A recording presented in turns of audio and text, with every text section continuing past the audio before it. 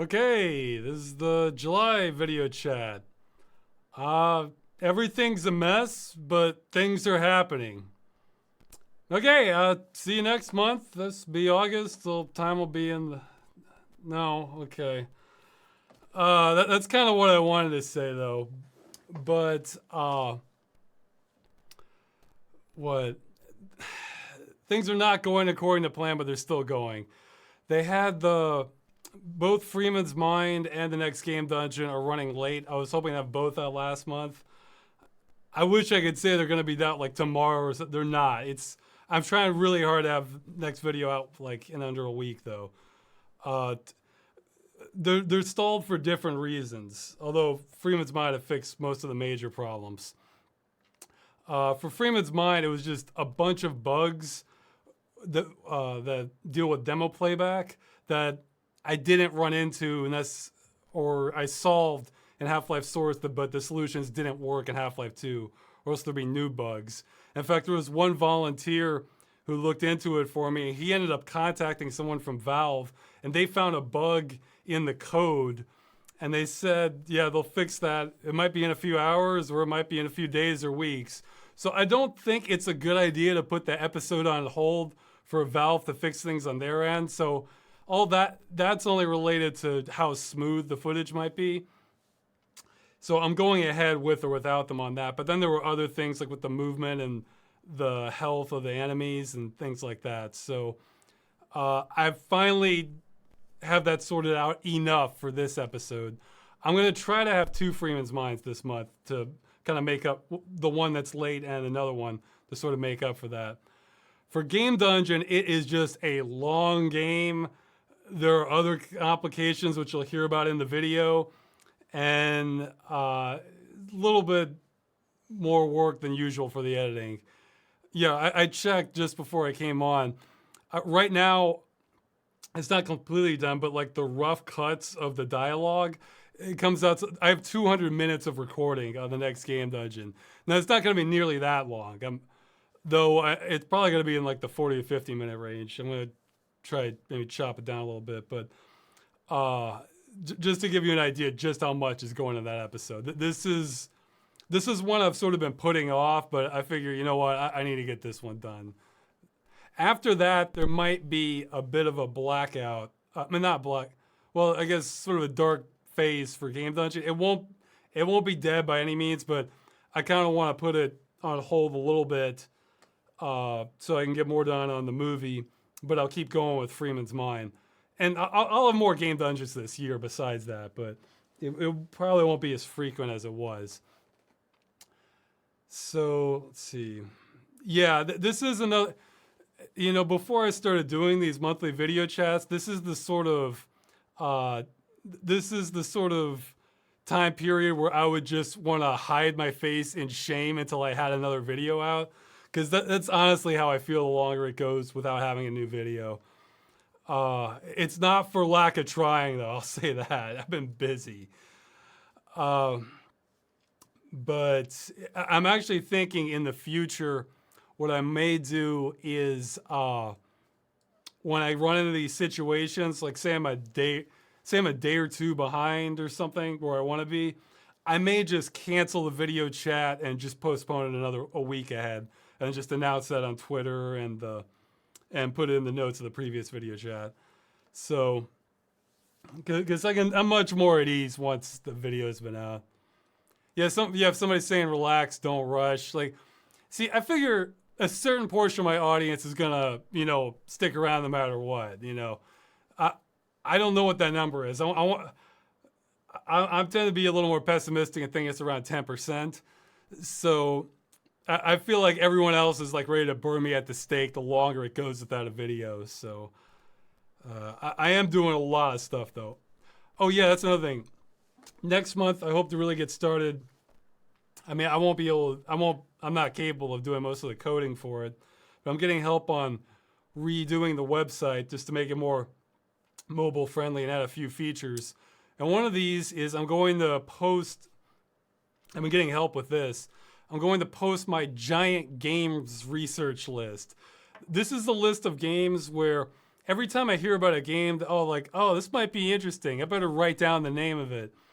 Uh, I just leave a list and I'll look into it later to see if it's worth playing.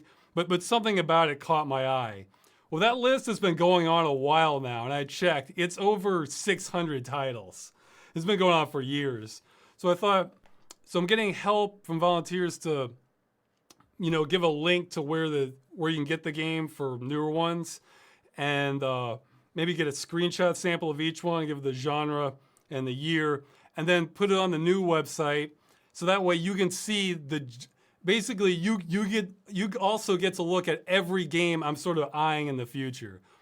Well, every game that's not so popular, like there's no reason you would ever need to write it down. So if it's like a big mainstream one with tens of millions of marketing, yeah, that's not on the list. But everything else that you may not have heard of, that's going to be on there. So these aren't just random games. These are ones that, like, something about it appealed to me from sort of the elevator pitch of it. So that's going to be a bonus coming with it, because there's no reason I need to hoard all that to myself. So yeah, that'll just be a bonus. I'll make a video on that soon. Yeah, hopefully that'll be up next month, but when it's done. Like, everything is on everything is on a when it's done status right now, but this is not a Duke Nukem Forever or, Valve time when it's done. It's like, oh, we thought it was going to be, I thought it was going to be this week. Okay, just got to keep working through that. So it's like that, not just, well, you guys know what I mean. So some games get notorious. I think the latest one is probably Star Citizen. They seem to be kind of kicking the can along the road. So it's not that, it's just running late is what it's going on. And before I get into questions, I actually have sort of a minor request. I figure this may only apply to like 1 out of 10,000 people, but hey, that's enough.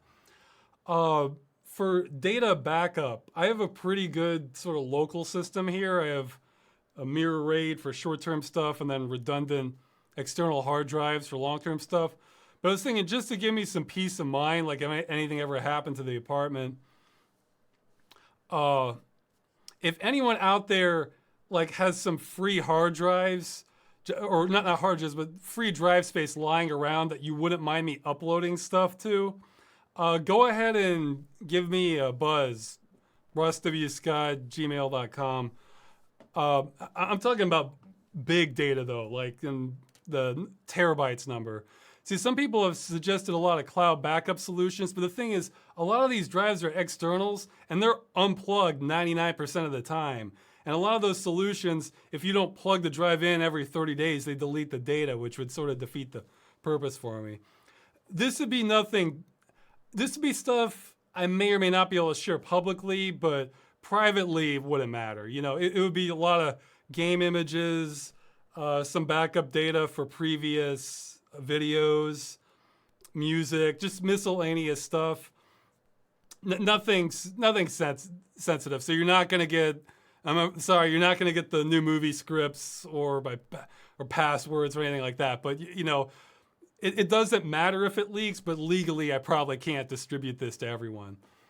But it might give me, I tend to be paranoid about data loss, so I figure this would be like an extra layer of protection. So I just wanted to throw that out there.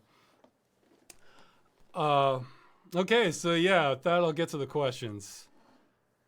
And let's see, the first question is, okay, it's sort of long and it was a little confusing for me. They're basically asking about the last Moon Gaming episode, well, the one before that, the April Fool's Day one, where I'm talking to myself from the future or another reality or something. I'm still not sure either. Let's see.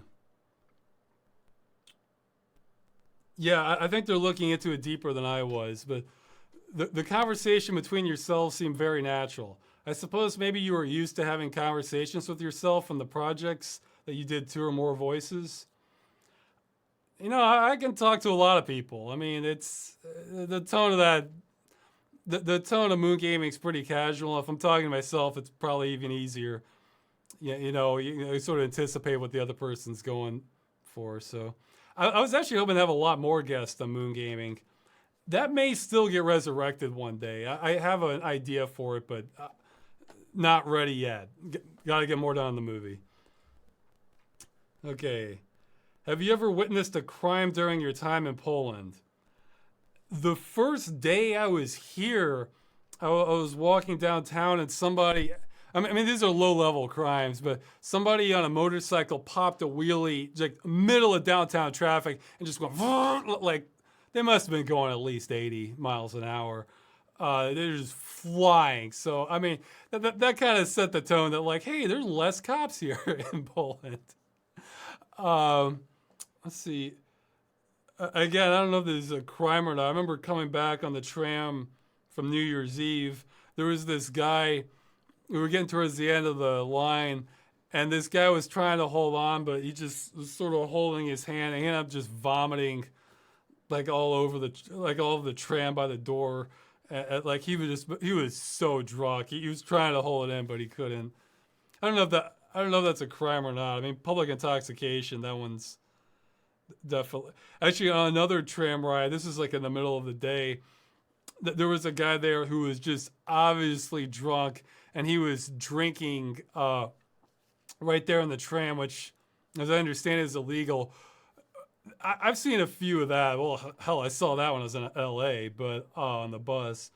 But what was funny about this is there was this guy near there, and for lack of a better description, he looked like a Clark Kent in his early 20s, you know, real fit, you know, dark hair, the glasses. I mean, he could have passed for, you know, Superman, Clark Kent. And he was looking at that guy in just complete shock. Like he could not believe what he was looking at.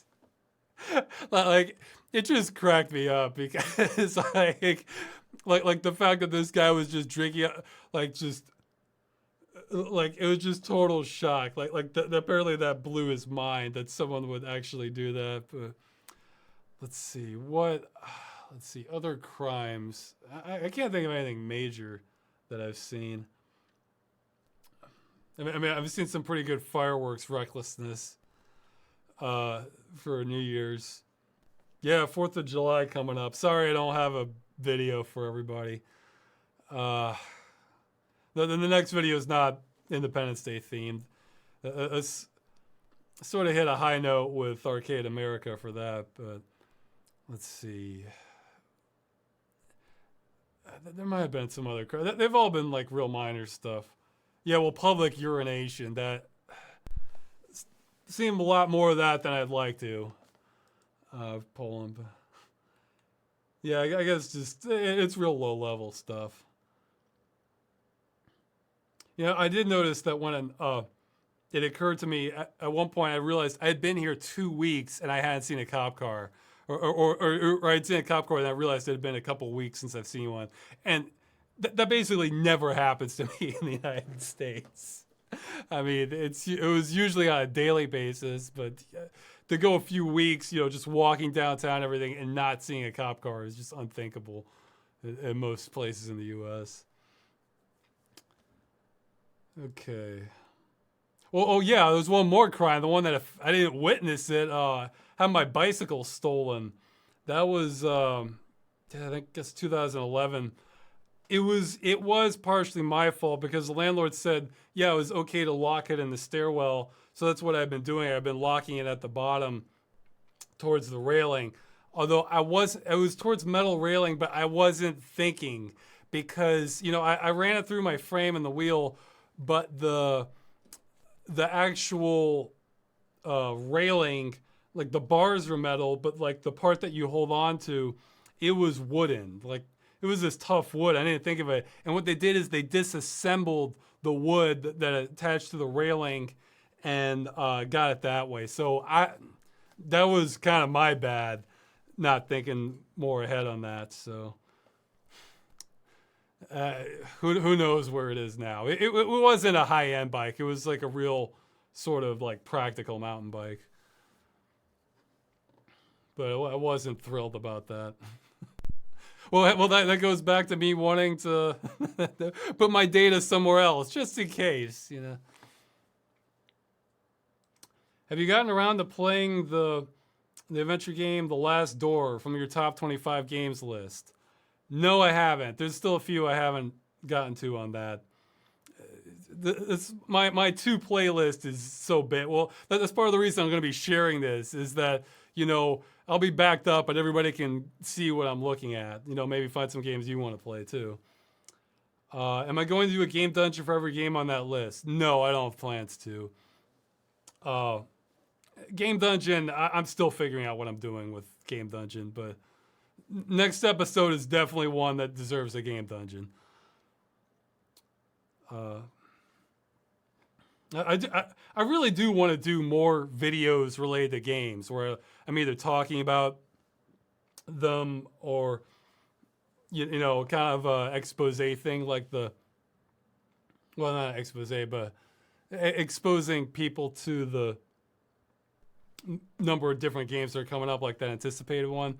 But I got to find that balance between making something that's worth watching versus getting it out in an insane amount of time. So it's still sort of the holy grail for me to figure that out. Maybe I'll figure out sometime, but I figure, if I get the move with my very unreliable pace of videos, I figure if I get the movie done, then everything else is okay. I'll make things work. So.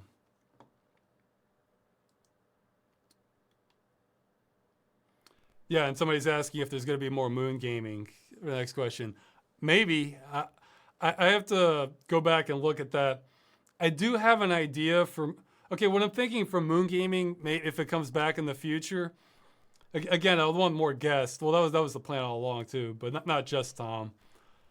But similar format, but then have two edits. One would be the extended edit, where I include everything... kind of funny or kind of interesting, and just as long as it needs to be, and that would go up on the Accursed Farms junk channel. And then a real aggressive edit of just the best parts, and keep it maybe to like 5-10 minutes or something, and then maybe put that up on the main channel. I don't know. I'm still toying with the idea, but I have to see how that would play out, because maybe it would be too jarring jumping from spot to spot. So I mean, when I say aggressive edit, I don't mean in the pacing, but I mean like what gets kept. So that way, for people who just want the long experience, they can watch it. But for people who just want something that might be kind of amusing, then it's more bite-sized. But I'll see. You gotta focus. You gotta get more done on the movie first, or else I won't even be comfortable doing that. Do you listen to any industrial bands? Okay, out of the ones he's listed, I have heard some of Skinny Puppy and Frontline Assembly. Although I think, ironically, I've heard from both of them from game soundtracks. I think Skinny Puppy is on the Descent 2 soundtrack. I want to say Frontline Assembly is like on one of the test drive games. Let's see. Maybe not. I know I've heard Frontline Assembly somewhere. Maybe somebody can figure out what soundtracks they've been in. I want to say it's from a soundtrack. I didn't just hear them all. I think I listened to more of them after that. Anna from the channel Your Movie Sucks made a couple videos about shows and movies that scared him as a child. What shows, movies, or even games traumatized you as a kid? Not much, but when it did, it got to me. Okay, well, the last movie to just scare the living hell out of me, like as a kid or anytime since then, has been Ernest Scared Stupid. that got to me as a kid. I went back and watched that much later, and I could see they were kind of using a little bit more advanced horror tactics than your average sort of scary kids movie. I remember when I was young, the original Blob movie kind of creeped me out a little bit, but it didn't terrify me like Ernest Scared Stupid. I'm sure there was one before them, but I don't remember many others. I've sort of hardened myself against scary stuff. Let's see.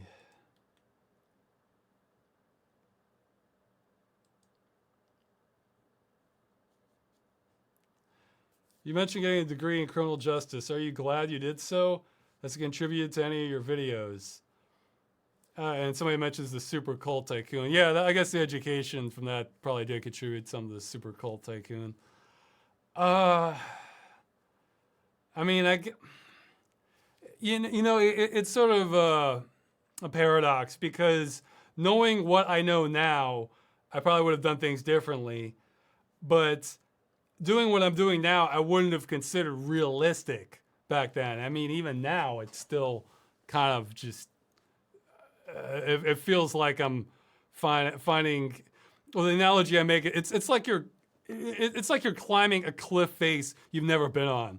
You know, there might be a grip for you to hold on to and keep going, or there might not. You know, that's kind of how it feels like. So, you know, when I made the Begathon video at the end, the quote I had there, you know, it's what, you know, 2 years and 3,000 scotches later, you've managed to keep this kid going without one repeat customer. Yeah, somehow you've managed to keep this going without. That's kind of how it feels. It's just like there's not much certainty in this. Maybe if I did it again, I might. I was gonna say maybe I'd try to learn more about economics, but I'm not sure how much real world job payoff that would have. Because yeah, you hear of economists, but how many of these people can like? My guess is that's probably a small sliver of people can make it. It's not that I have this deep love of like money and economics, but I mean I find it interesting enough, and I would think maybe that would have some financial payoff to keep myself going. So I don't know, or if I just wanted to go, just that I need a more dependable job. The end, I might have gone to like. I don't know, maybe like electrician or something. I don't know. I don't know what I'm doing, guys. Okay. Yeah, and and you said before that you wanted to pursue a career job in law enforcement, like police or FBI, etc. What stopped you from going on that path? Well, winning $1,000 for best of show at a machinima contest for the first civil protection. That made me think, maybe I should maybe I can actually do something with this. Because, I mean, I still would have wanted to keep making videos, but I never had any sort of hopes of like being able to make money from it. So, even now, I still don't have a lot of hope from it. But but yeah, the fact that it won best of show, I think, and that I got money from it made me think, maybe I can do more with this. You know, maybe it's not quite as hopeless as I think it is for pursuing some sort of creative career. Because I've always, I don't know, I've always had the perception that, you know, being able to make money doing something creative is kind of like winning the lottery. You know, again, the phrase starving artist doesn't come out of nowhere. I mean, it's weird because now people doing creative things have more options than ever before, but there's probably more competition with that also. So,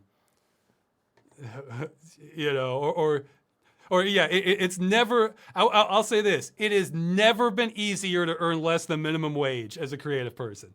That's the best way to put it. That is the best way to put it. So,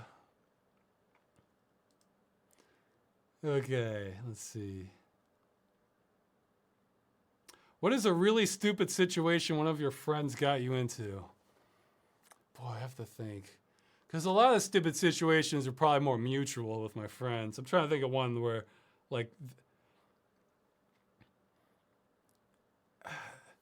I don't know if they really got me into it. I remember some weird guy coming up to us while we were, like, on our bikes at outside a grocery store, and he was, yeah, okay. I think we got out of this stupid situation, so that in retrospect, it isn't so stupid. One of them I almost don't even want to mention in case my parents look at this, but well, I wasn't. Jeez. Okay, I won't get into too many specifics. It wasn't me, but I wasn't exactly stopping the person either. One guy let the air out of some guy's tires in a parking lot in a place that was kind of remote, and this was before people were carrying cell phones. So, like, again, I remember thinking if those people came back, we were going to be in big trouble. But he probably left them stranded there for a while. It wasn't impossible to get help, but it would have ruined their day. Let's see. Jeez, what situations they got me into. I don't know. Most of my friends, I think most of my friends had like a similar level of. See, that wasn't like a good friend of mine. That was just someone I sort of knew. Most of my friends have. Oh wow, is this not full screen? It's not full screen. Okay. Or is it? I don't know what's going on. Okay, hold on. I want to adjust this. I thought I had this. Did I just mess everything up with the size of the window? Well, you can see me basically. Okay, I'm not gonna mess with it more. Okay, everybody's saying it was fine before, so I guess OBS is showing it being wrong for me. All right, great. I'm having trouble thinking of other dumb things. Well, one, it's sort of a long story that I don't really want to implicate myself, so. Yeah, it was sort of a chain reaction of events. Yeah, sorry, guys. You know how? See, I've grown up before the generation of people who would like show themselves online doing stupid things, and then the cops get them. Like, oh yeah, here you go. Thanks for providing us with the evidence. So I have like some of these things. I think I kind of want to keep between me and my friends, just because like I don't know if I really want to tell everyone. But like this was never anything that malicious. So I never did stuff like that. But I think like criminal mischief would probably be the appropriate term for it. So let's see. Doing a game dungeon on Half-Life 1 or 2 would probably break the magic of Freeman's mind. I don't think anyone would want that. No, several people have asked for that. Oh, how would the awards for Half-Life go off the top of my head? Jeez. Like, I owe my career to this game. I guess that would be one I'd think of. Yeah, maybe even more than that because my girlfriend met me because she was a fan of the videos. Let's see. What? Avalanche or something, because you think Half-Life is a little bit like Unreal, where it's just led to so many things.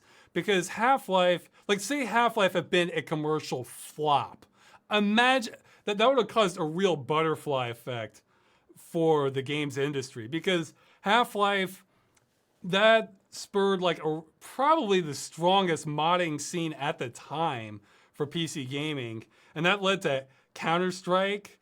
I guess you had a lot going on with Quake, but that led to Counter-Strike, Team Fortress is around before them, but Team Fortress 2. But moreover, that led to Valve to grow as a company, which led to Steam. And I think Steam controls I want to say it's like 70% of the PC gaming market now.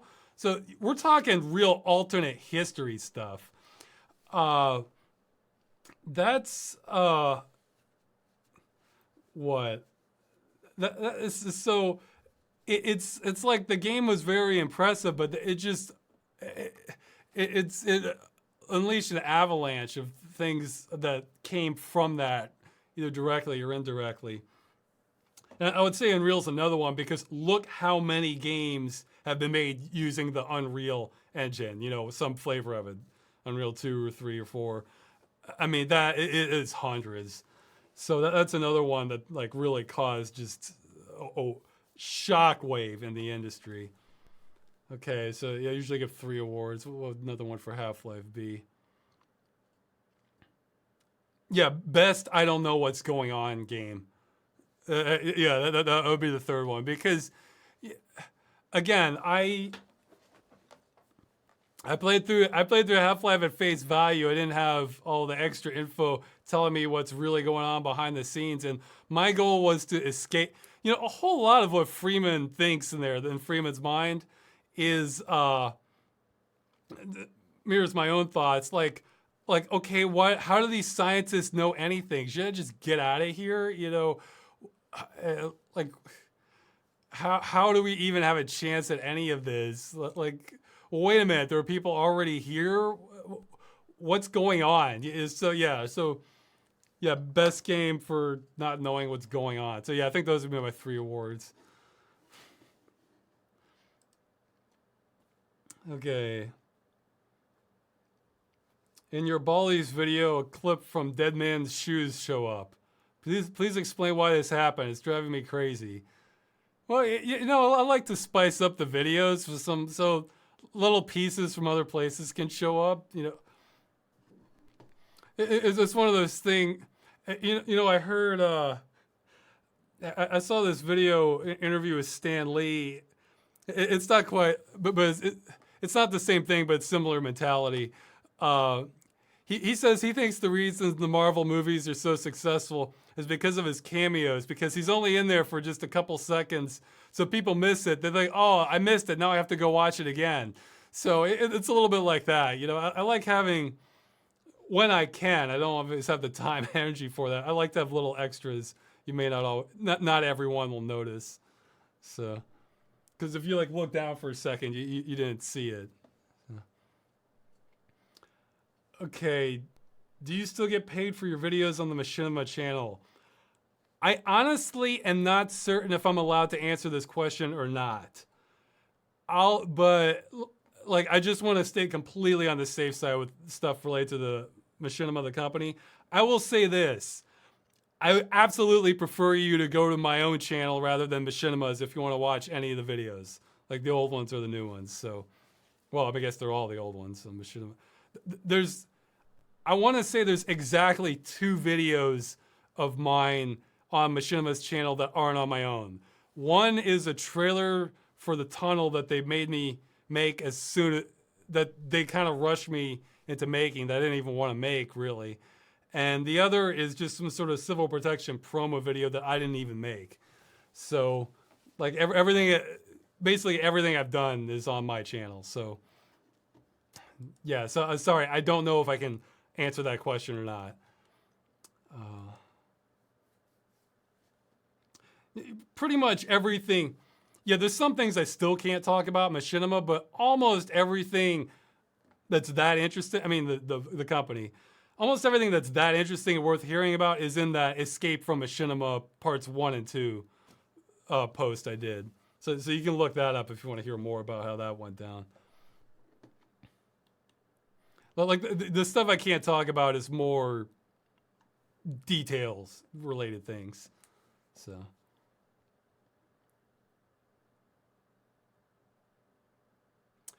You quickly mentioned in one of your video chats that your apartment got robbed at some point. Yeah, that was in Pittsburgh. Did the law ever find those thugs? Or did you go vigilante style and track them down? I think I never got any of my stuff back, but I think they did catch them later from rumors because several months later, there was a break-in like early Sunday morning, and like I remember seeing shattered glass outside. I was thinking, maybe I should call police and just report this and say I'm not sure. Like I told them I wasn't sure what was going on. Like maybe they should send somebody down. Well, it turns out they woke up everybody like in the apartment block, and they're the real genius burglars here. They woke up just because everybody's at home sleeping or, just kind of lazy Sunday being up. And they're making a lot of noise with the fire escape and the shattered glass. And so I found out later, because I went outside because I heard a police siren. So I thought, oh, maybe they need to talk to me. No, they didn't, because apparently about a dozen or so people called the police, saying, come down here. So from the 911 operator's perspective, it probably looked like, actually I think I called the non-emergency line, but probably other people called 911. It probably looked like, a raid or something, because so many people are calling in saying, hey, somebody's breaking in. So if you don't get 12, that sent the cops coming. And I was kind of out there just sort of chatting with the neighbors a little bit. And and somebody was saying where it was. And then out comes some guy with like a sack on him. And then the cop takes out his gun, points it at him. It's like, well, but like I try to keep the Twitch chats clean, because you have to do a little different rating. But he told him to get down, gunpoint at him. And then I realized, hey, wait a minute. Like, I'm sort of in the rough line of fire. So I just decided, I'm just going to cross the street. So if this cop decides to start firing, I'm just not anywhere in the line of fire. Anyway, they got him. They cuffed him. They threw him in the car, and they said his other guy got away, but I think they were kind of he went out the other way, but they practically surrounded the apartment complex by that point. And I think I heard that these are very likely the same people that probably broke in here earlier. So, not the smartest guys in the world. Yeah, I mean, at least with mine, they came when I wasn't home. That's probably the ideal time to burglarize the premises. So yeah, I think they did catch him, just through their own stupidity, really. Yeah. Because who's at home on a Sunday morning? What a great time to break into a house.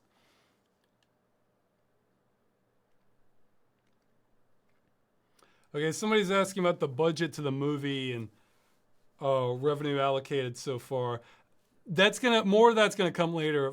Really, the main expense I've spent on the movie has been I give money to it's technically volunteer project manager.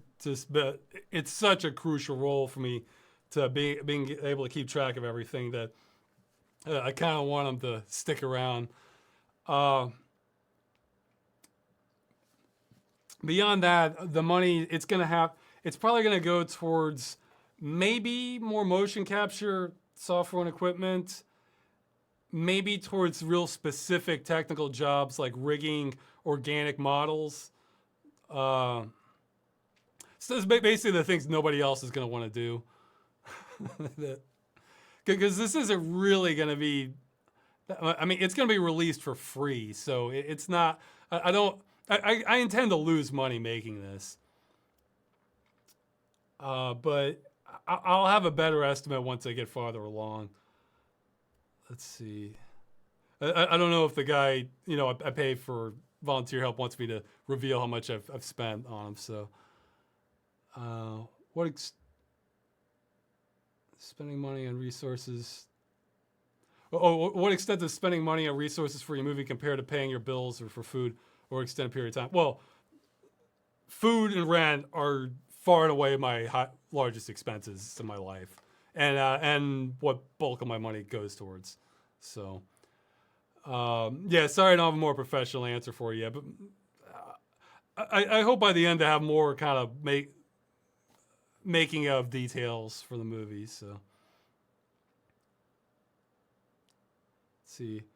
Are you personally interested in playing Half-Life 3, or do you feel like you just want to play it because Half-Life 3 has in and of itself become too much of a novelty thing in the gaming world? I think it's more, no, it's neither. It's more like I've burned out the ability to appreciate Half-Life, much of anything, really. It was worth it, but that's just the price I paid doing Freeman's Mind and working in the Source engine for as long as I have. It's just, you spend hundreds and it's probably been thousands of hours now in any game. You sort of become more numb to it. So that's kind of how. I'm afraid that's the sacrifice I've made making these videos. So.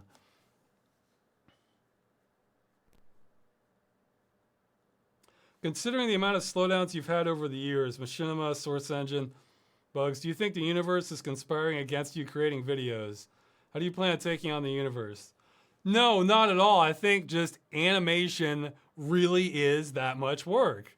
I mean, there's a reason you have studios making animated videos. You know, a lot of it, basically, a lot of the slowdown can be accounted for is the vast majority of what I've done. In some cases, has been a one-man operation. I mean, not all of them. I've had help on some things, but I think I want to say almost every video I've done, I've had to do the lion's share of the work.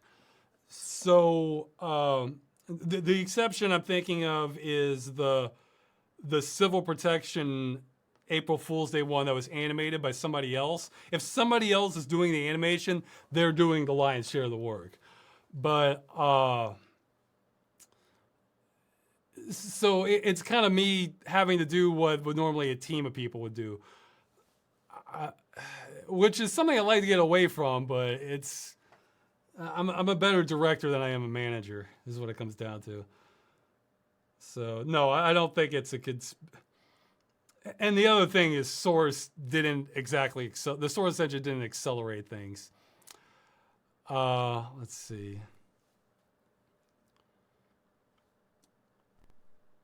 Okay, so yeah, I don't feel like it. In fact, I feel exceptionally lucky I've made it as far as I have. I do feel like under ideal circumstances with enough help, I could have 10 times the things out that I have. But the key to sanity is to not get too discouraged by failures of what if it could have gone better, but to just focus on keep going forward. Because otherwise, you just make yourself crazy. So, let's see. Yeah, somebody's mentioned source updates and breaks everything. And the new Freeman's Mind, they've changed some of the file structure again. So it's like I had to relearn more. Because that's the worst with Source Engine, is when looking up how to do something, then you realize this post is like from 2008 and the engine has changed. This information is no longer valid and you can't find an update to that because maybe a lot of people have kind of moved on to something else. Yeah, a lot of these issues I've had with Source Engine, like for Freeman's Mind, they're the sort of thing where if I had the knowledge ahead of time, it probably wouldn't have taken me more than about 15 minutes to implement. But since I didn't, it led to a whole lot of trial and error, hunting down information. Even then, it's still not like what I call like good to go, but it's good enough for episode 3. That's I can say that much. So I just gotta finish off the rest of it.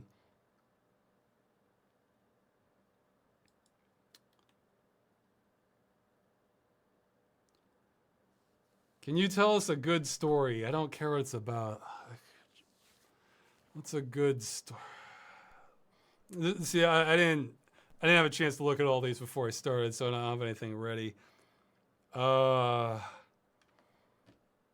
can't think of anything that wouldn't take a lot of time.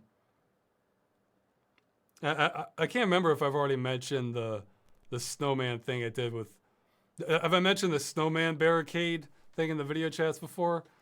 Well, that one's real quick. Yeah, speaking of like my friends and I getting into trouble, although we didn't get into trouble for this one.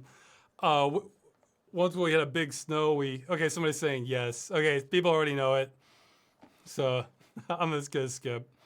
Basically, we barricaded a road with snowmen and we got we diverted traffic because of it until one of them slammed into it and like he skidded off the road because he was going too fast when he hit the snowman. And we packed those snowmen really well. So, do you have any plans to host a fan meetup this summer? I'm afraid not. I'm too busy. Yeah, you know, I hope to have more fan stuff once I get the movie done, but I'll see.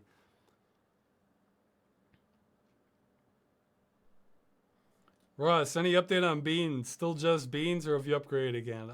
I eat other food. I mean, it's you know, but yeah, beans tend to be the default when I don't have other stuff for cooking, or because I can do it fast. I can just chop an onion, beans, you know, add tortilla chips or lettuce or something. It's done. So, and no, I haven't upgraded. I don't think there's much of an upgrade to be had unless I was cooking them myself. Still haven't bought well, which are pricier, but it's like it comes out about $1 a can. So, what was the basic idea behind the making of Galaxy Gulp? Was there a general idea you were going for, or just throwing random machinima stuff in the video? Um, it was mostly pretty random. It's part of the purpose was to illustrate different things and entity functions you could do with the source engine. So I was trying to think of situations to show that off, like physics, or you know, have characters going along paths, um, you know, lip syncing, like custom animation, stuff like that. So it was just kind of thrown together. I don't consider that my best work, but it's something to look at, you know.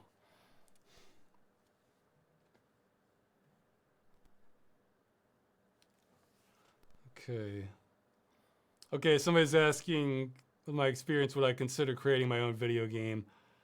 I don't really have plans for it. I mean, it would have to, you know, there's so many games out there, and there's lots of different types. I don't always know exactly what it is I'd want, or there'd be several different things I'd want. There's not one specific dream game, or else somebody's close to making that already. Uh, I think I'm much better with video, or sh- movies, or short videos, that sort of thing. So, and have I ever attempted to create a game in the past? Not that I can really think of.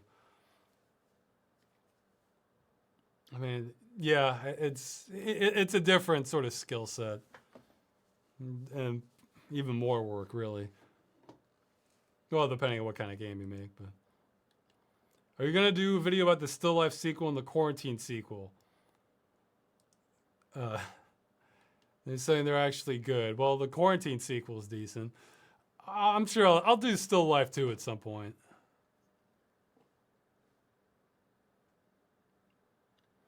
Now that Secret World is free to play and change combat and some other stuff, will you give it another look? Yeah, at some point when I have more time. I mean, maybe if the combat's decent enough now, maybe I can actually finish it this time. And I love how they're adding on all the DLC, because I didn't have that. I just had the cheap version when I played.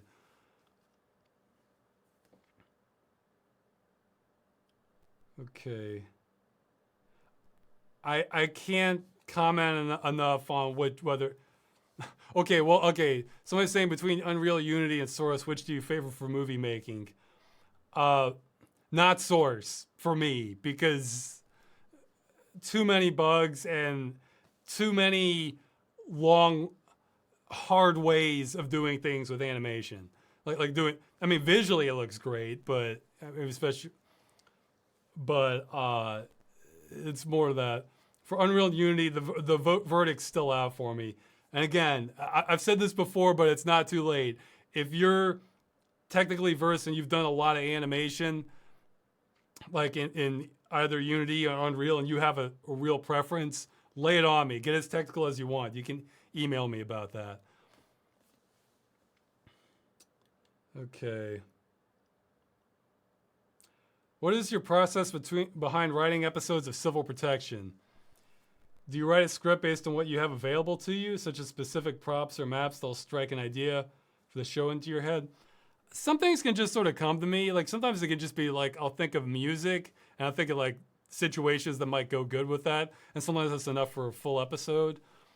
Uh, with props, I do try to think within certain boundaries. Like if I think, well, again, it's a little outdated now because if I do more Civil Protection, it's gonna be in a different engine. But I would try to like if there's something I knew the source engine would just not happen with at the time, then I would try to shelf that idea or try to modify it to something else. But it's hard to say. The inspiration for it can come from anywhere, really. I mean, I've only gotten to a fraction of the ideas I'd like to do, and honestly, I'd say I haven't gotten to the best Civil Protection episode ideas. So,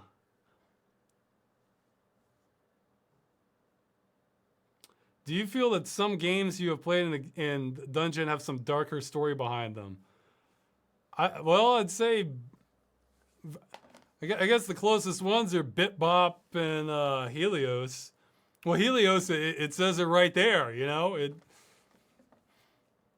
Because, okay, if we're accepting it at face value, you know, Sean Puckett saw a copy of himself, so what happened next? You know, oh, he blacked out. Well, you know, that's, that leaves room for interpretation. BitBob, I'm just kind of amazed by because that made the shareware rounds.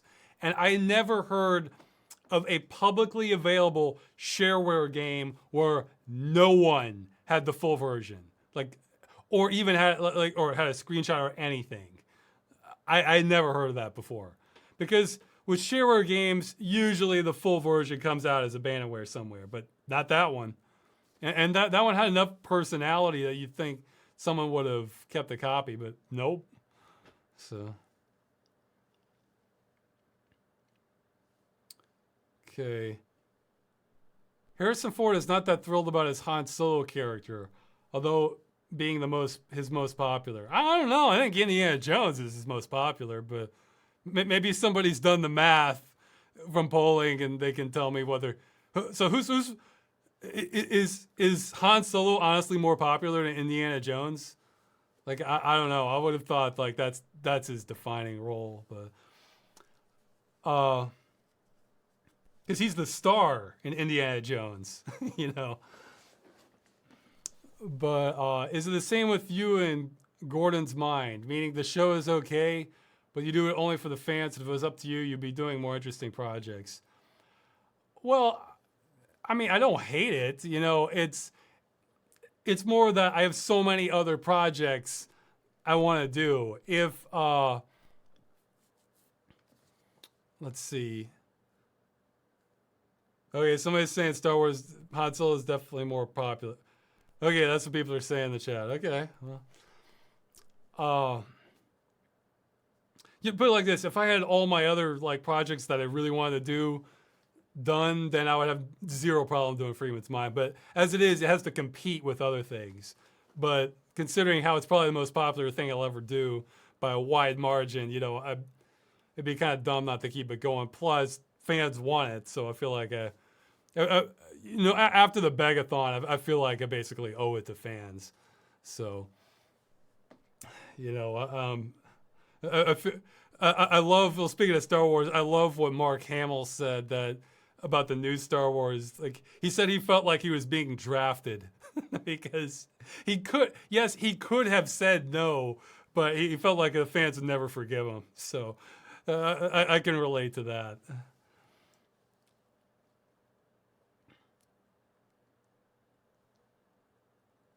Hypothetically, an alien race wanted to live on Earth because their previous planet was destroyed and the UN agrees. They are sent to reservations, but people are allowed to adopt the aliens to live with them. Would you consider doing so? I think it really depends on the aliens. I mean, most I'd say no, but like, I mean, like Vulcans. Like, what am I really gonna throw a Vulcan out? Like, he could probably help. Like, Vulcan could probably provide an immense amount of help. So, yeah, I'd say probably not. But you know, if the benefits clearly outweigh the drawbacks, then yeah, then I consider it.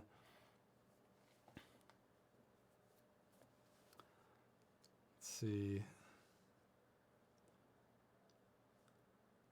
If you become, it seems like I get questions like this periodically. It's like, I've just read the first part. If you become increasingly successful, man, that's just something I'm not worried about.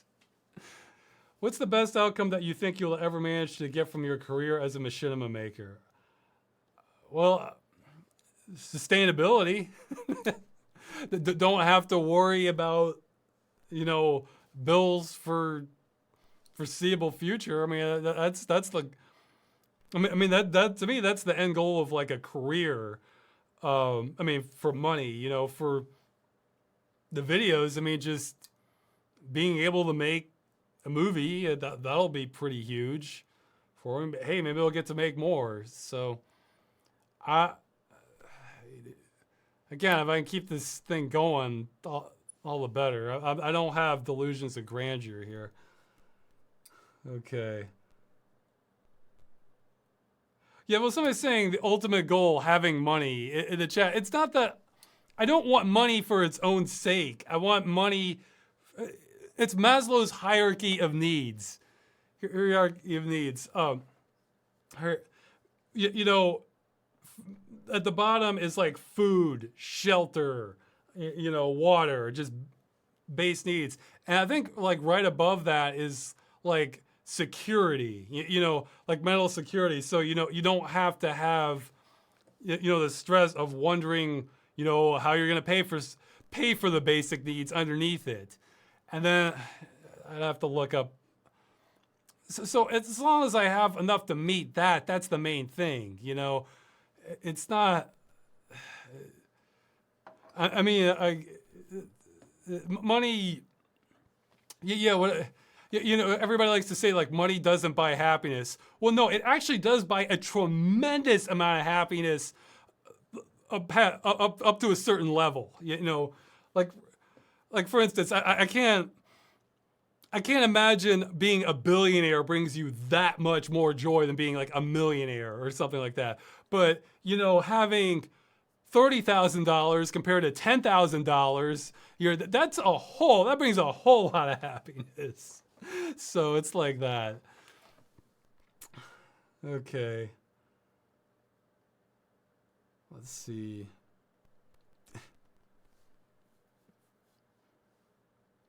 Have you ever played Deadly Premonition? No, but that's on my 2 playlist. I've heard a lot about that. That's one I think I'm going to have to play at some point. Though I've heard it was a pretty bad PC port, so I'm going to have to run all these mods and configurations to get it going for a good experience.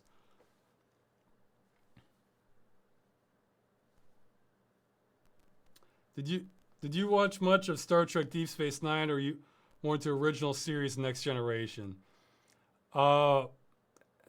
I tried watching the first episode or 2 of Deep Space Nine. It just was not grabbing me. See, for me, the best parts of Star Trek are going off into the unknown, encountering something no one's ever seen before. That to me, that's the strength of Star Trek. And Deep Space Nine kind of felt more soap opera-ish to me. That said, I remember looking at like a best episodes thing of Deep Space Nine before, and I forgot the name of it, but it's one where everyone is acting kind of weird towards O'Brien. That one was a really great episode. I like that one a lot. So, but by and large, no, I have not seen much of Deep Space Nine.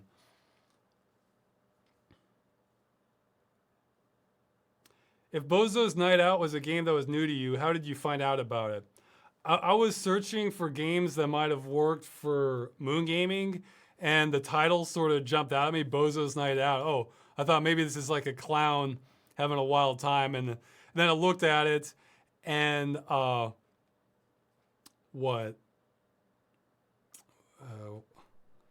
I looked at it, and just thought, yeah, I'm going to have to talk about this. It's like, oh, yeah, I'm going to have to talk about this, too. And then I realized it stacked up so much. No, this is going to be a Game Dungeon episode. There's just so much in that. Yeah, and Daniel in the chat here has a pretty good burn against Deep Space Nine, I would argue. He says, you mean a Star Trek? You know, like you're going out? So it's not that they had to be going anywhere in Deep Space Nine, but if they're not going anywhere, then the madness needs to come to them, you know? Yeah, I say madness because I've been using that word a lot in the next Game Dungeon. It's not really madness, but unknown. So Star Trek wasn't really about madness so much. The next game, Dungeon, has a lot of madness. Have you thought about contacting Netflix for publishing the movie or Freeman's Mind to a wider audience? No, I don't think it'd be up to the professional standards that they would want. And somebody says maybe a smaller company like Rooster Teeth. You know, I don't know if they would be interested either. The thing is, you mentioned wider audience. That's the key. I'm going to be releasing this for free on YouTube. So I imagine most companies aren't interested in distributing it if people can just get it for free anyway. So probably, I could probably get a wider audience for a lower budget by, just wider audience, period, by, releasing it for free and then maybe spending some money on like advertising or marketing or like banner ads or some post or something to let people know, like, there's a free movie you can check out. So I might be willing to spend some money on that to get some more publicity. So I think between those two, that's about as good as I can aim for, because I mean, yeah, I could charge. It's two things. Well, it's well, whatever. It's not that important. I want everybody to be able to see the movie. That's part of it. So, which of the three endings from the original Deus Ex would you choose, and why would you choose that ending over the others, excluding Invisible War as part of the series? I think I'd probably have to go with the Helios ending. Not that Helios was particularly stable from Deus Ex, but it would certainly mix things up and, hey, maybe do a lot of good. Maybe. Because, in reality, we kind of went with the Illuminati ending, except maybe a little more depressing. So, and just the blow up the internet ending, that would just sort of reset things. I'm not sure. I don't know. It might make things okay in the medium term, but I think it would just, we got to go in the new territory,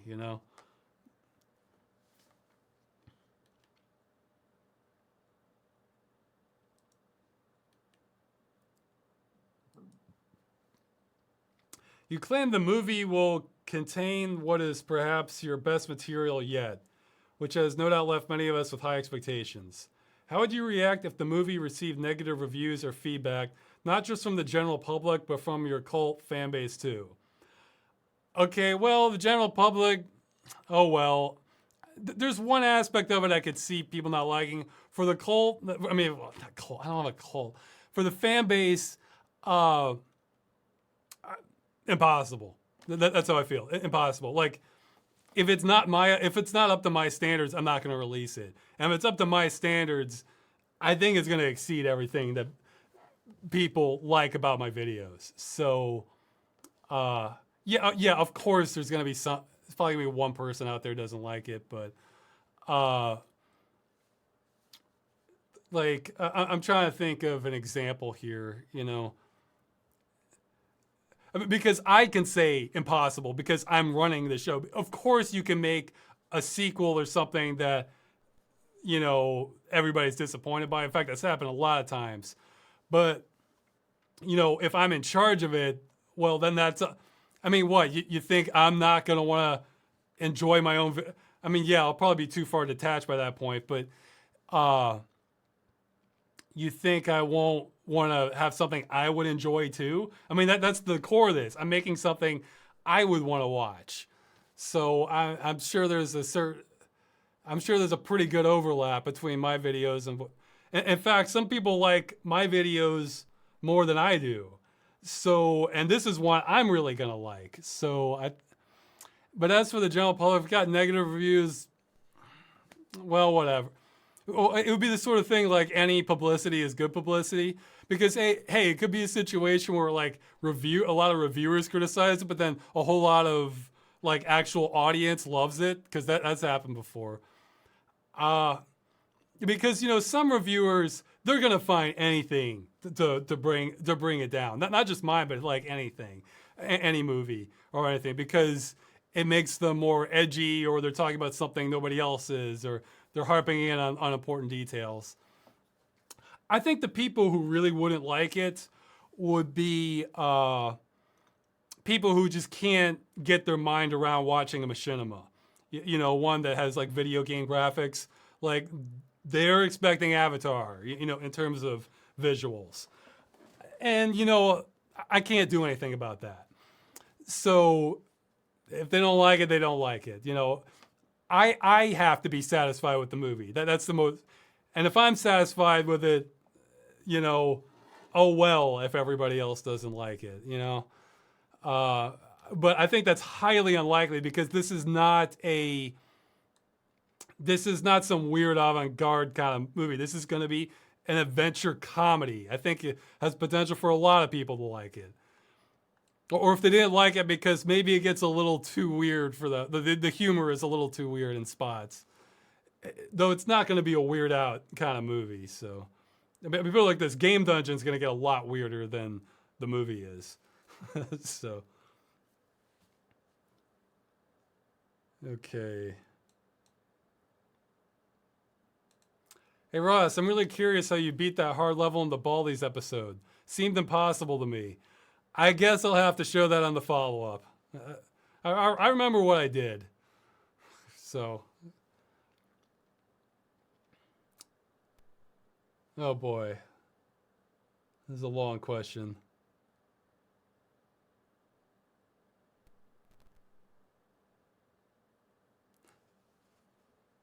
A very long question. Let's see.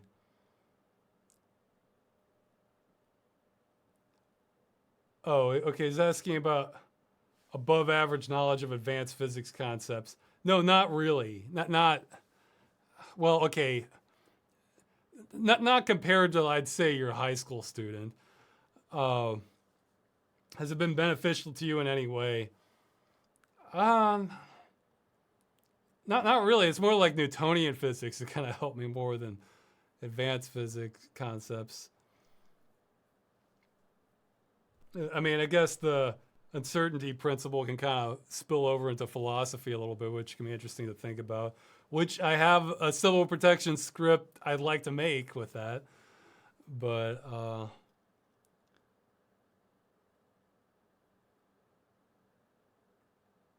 okay. Somebody said somebody got out of a ticket because a physics person was talking about how it's impossible for the person to be going that fast.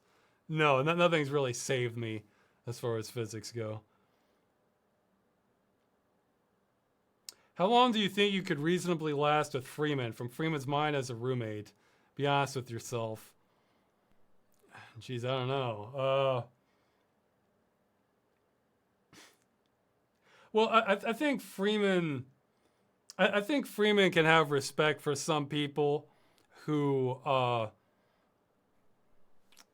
make themselves like he either respects their talent, which he probably wouldn't in my case, but respects their legitimacy of their threats. I think Freeman has a certain respect for that. So if I said, like, if you steal this, I'm going to stab you or something. Like, well, I mean, I wouldn't say that to a roommate, but I could come up with something. So I think I could set boundaries enough that Freeman could like limit his damage towards me.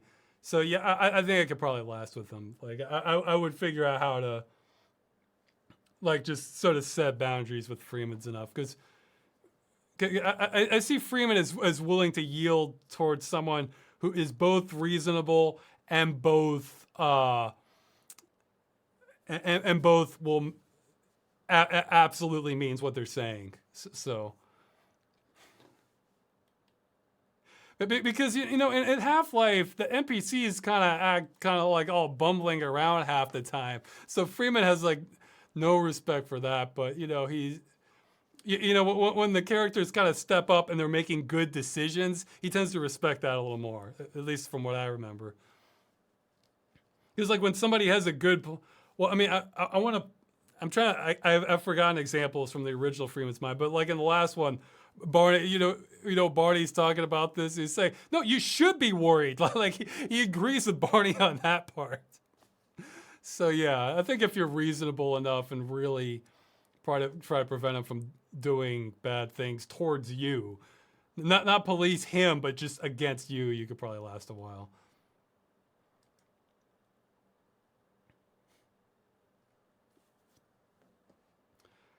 Oh boy, this is a rough question. Ross, if the fan base gives you another $20,000 right now, would you finish Freeman's Mind 2 in a year's time?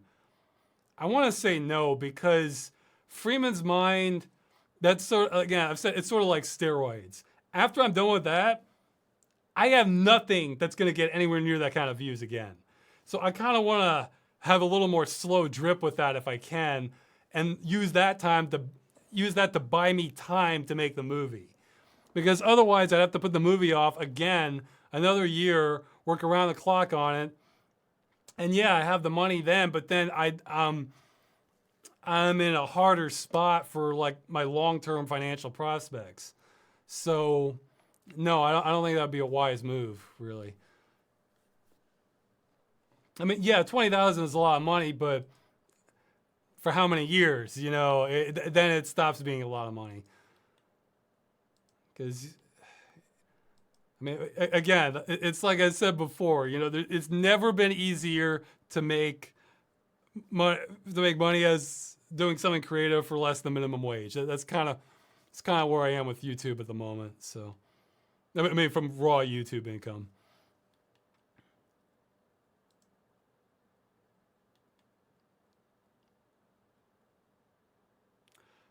You said you're really picky with comedies and don't like what many consider to be the greatest comedies. Well, not always. I mean, do you like Spinal Tap, Young Frankenstein? I thought Spinal Tap was okay. Young Frankenstein. Young Frankenstein is like almost all Mel Brooks. He just has everything in there, like the sort of the kitchen sink approach. So some scenes will be absolutely hilarious, and then other stuff is dumb, and it's so. I mean, I feel like every Mel Brooks movie is like that. You're always going to have something just stupid, and you're always going to have something that's hilarious. So, like what? I'm trying to, like the scene with Young, yeah, yeah, like one of the best scenes of Young Frankenstein's is when they're looking at the heads and they go by, and then like the Hunchback's head's like they're just looking still. That was actually a sign that I thought the new Ghostbusters was going to be a bad movie. Is they're copying that scene right there in the trailer. So that's some things you can copy in a way that's clever, but that didn't look like they looked like they were just copying it. That's it. So, or I think when he first meets the Hunchback, I forgot his name. I remember that scene being great. Had like this real kind of awkward comedy to it. So I don't know. It's been a long time since I've seen Spinal Tap. I just kind of remember it being okay, which I'm sure is blasphemy for some people. But yeah, I mean, for just, I mean, it's not my favorite movie, but just for like a rock movie comedy, I think I enjoyed Detroit Rock City more. I mean, it's not my favorite comedy, but it was a fun one.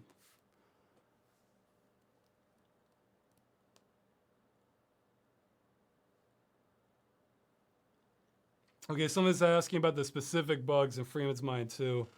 Geez, well, one of them I'm trying to get the demo recording to be more smooth. That one I haven't really solved yet. That's kind of in Valve's hands right now. Apparently, there's only so much I can do without making the tick rate higher. And if I make the tick rate higher, then that screws up other things. Like the trains will not run as fast if you increase the tick rate. And then well, even without that though, the interpolation values for the demo, there's multiple ones, and good God, that can mess things up. Like I had to re-record chunks of the last episode, like the scene where I flipped the switch or the scene where you get up from talking to Alex, under the normal values, that stutters like crazy.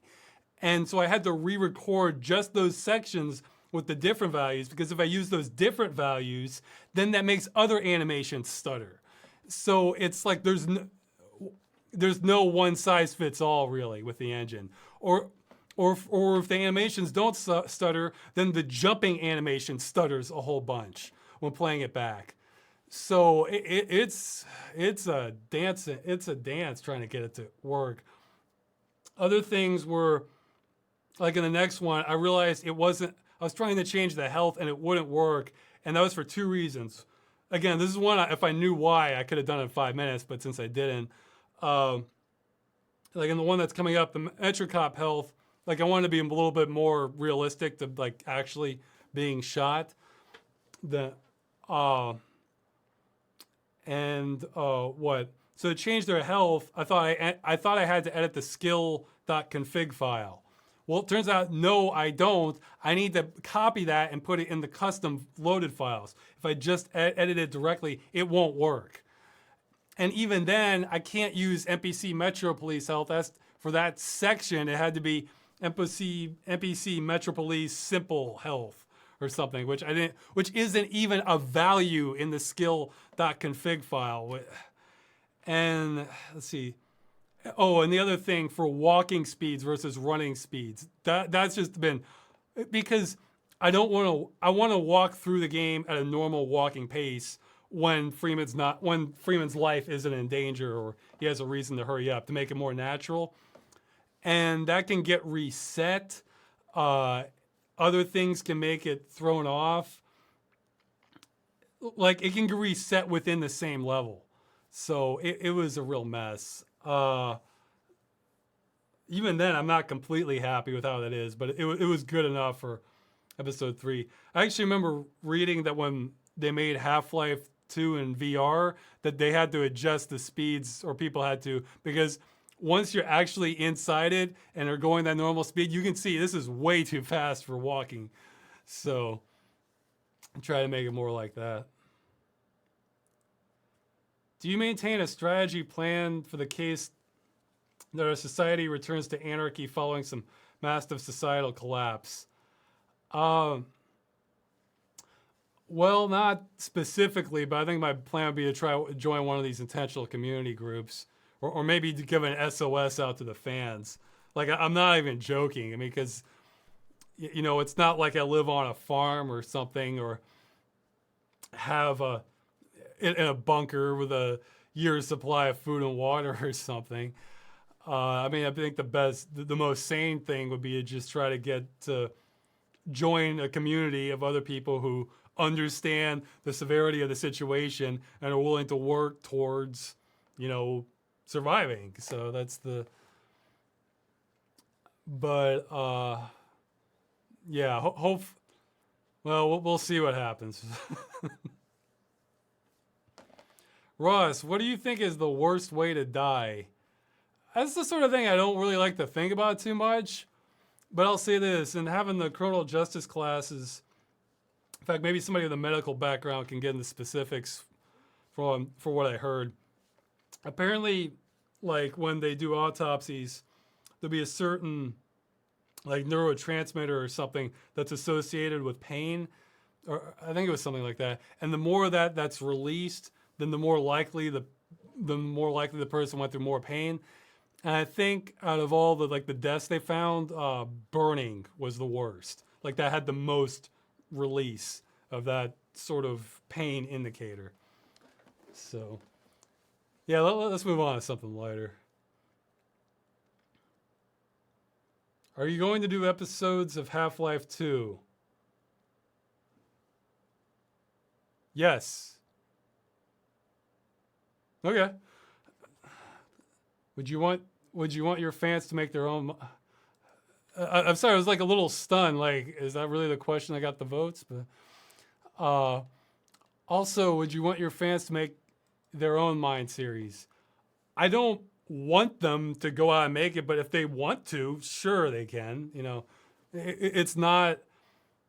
Yeah, again, I usually request they don't call it specifically Freeman's Mind and just anything else. And if they use any of my jokes specifically, like quotes, then to give me credit somewhere. Otherwise, I mean, I have no problem with people making them, but it's not something like, oh, guys, please go and make them. No, you don't have to. Okay, we're getting down to the low vote question, so I'm going to get picky now. Let's see. Ross, do you not like Half-Life 2? Oh, he thought I was he thought I was being hard on the previous video chats. I'm not too impressed by Half-Life 2's story, but as a game, I think it's good. I kind of preferred Half-Life 1 better because it kind of felt more organic for you're trying to escape. Whereas when I played Half-Life 2, well, actually, you know what? I shouldn't tell you too much because that's going to come out in Freeman's mind what I was thinking.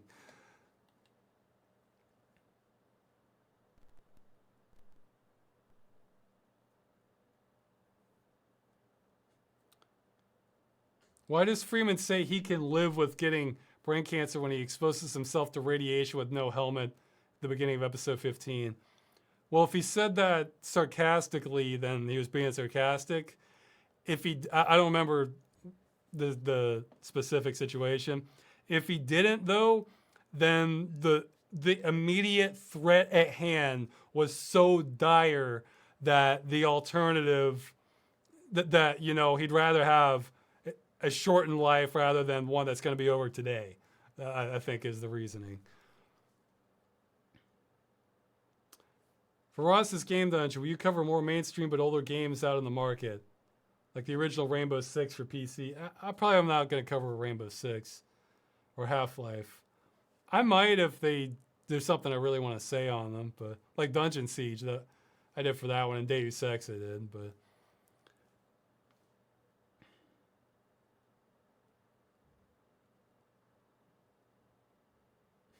What's your daily schedule like?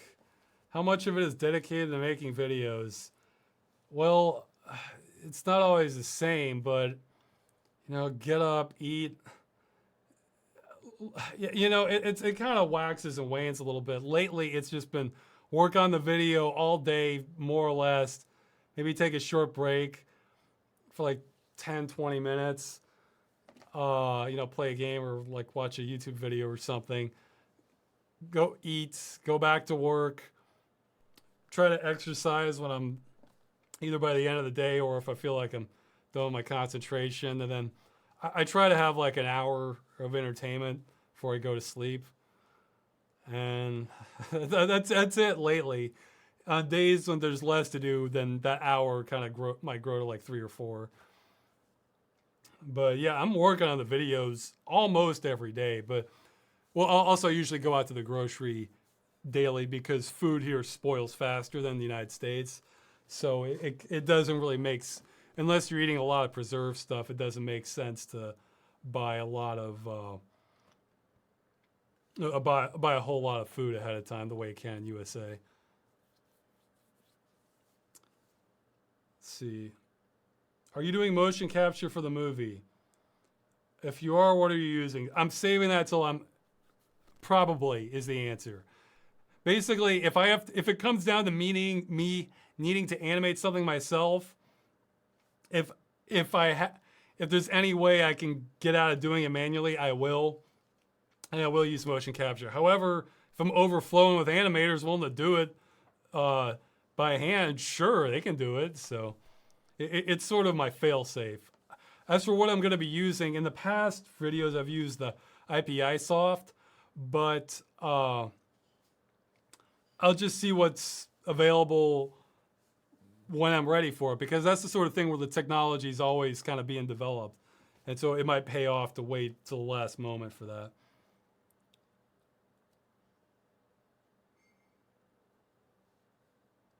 Let's see. Have you checked out Connect 2? No, I haven't. See, it might be worth buying one of those for it. I'll just see what I'll see what the best poor man's motion capture option is at the time. If I remember reading, the Connect 2 had a whole bunch of sensors that might really make it good for it.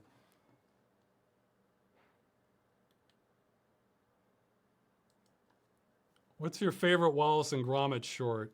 I think there's only like 3 of them, aren't there? Or I guess I've only seen 3 and then like a couple of movies. I guess either. Well, I don't know. They're all pretty good. You know, it's.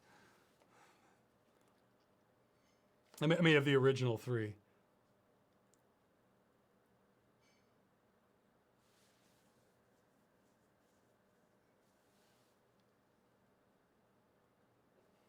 Somebody's asking about the sword fights. If I'll consult historical European sword fighting experts or go with the typical wushu kendo Filipino sword fighting we see in Hollywood all the time. This is something I probably should pay more attention to. I probably, for what I'm doing, I probably would want to go with a European style. This isn't going to be a movie with like lots of Asian influences. I mean, it's fantasy, but it's not like kind of Asian inspired fantasy or anything like that. It's definitely sort of Tolkien-ish. So I plan for it to be hopefully very practical.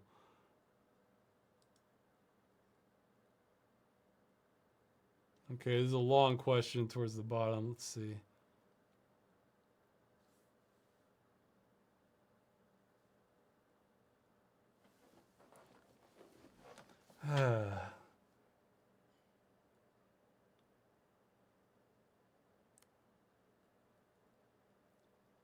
Okay, he's talking about how he got a bunch of games around like late 90s, early 2000s. And a lot of them have some of the oldest modding communities with people still working on them. Is that something that still happens as often today, though?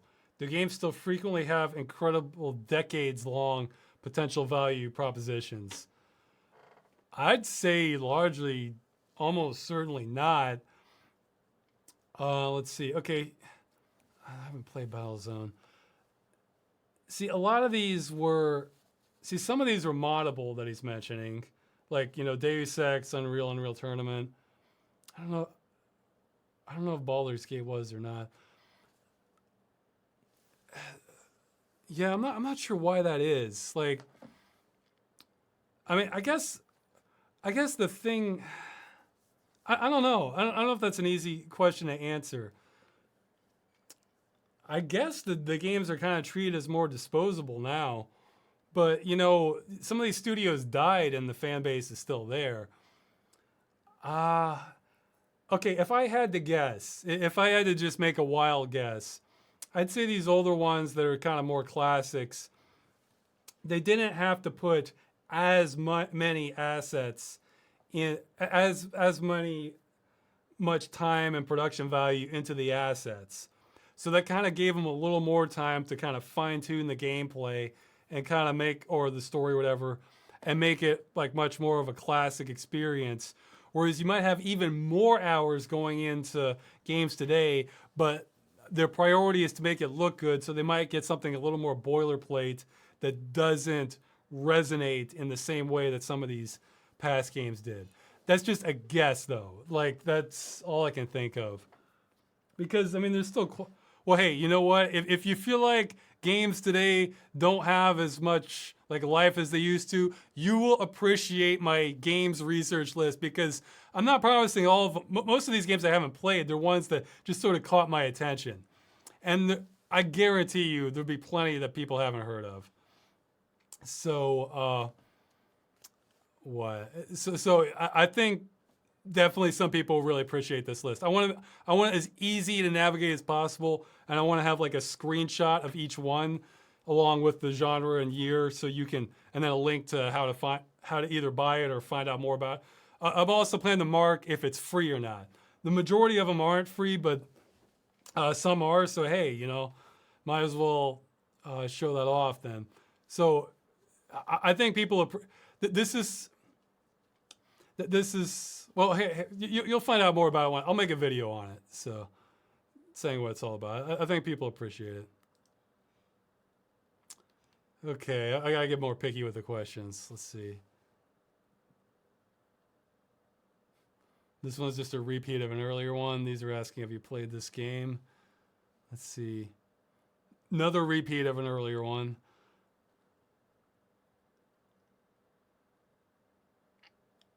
Top 10 list. I can't do that now. See, the top 10. See, the problem with the top 10 list is games are so different. You know, because hey, I like Supreme Commander. I thought it was a great experience. I like Deus Ex. I thought it was a great experience. Oh, but these are really different kinds of games, and I might kind of want to, or Painkiller. You know, it depends. Might be what I'm in the mood for. So I think I'd have to go. I don't think there's much point in me doing like a top 10 thing, at least for games.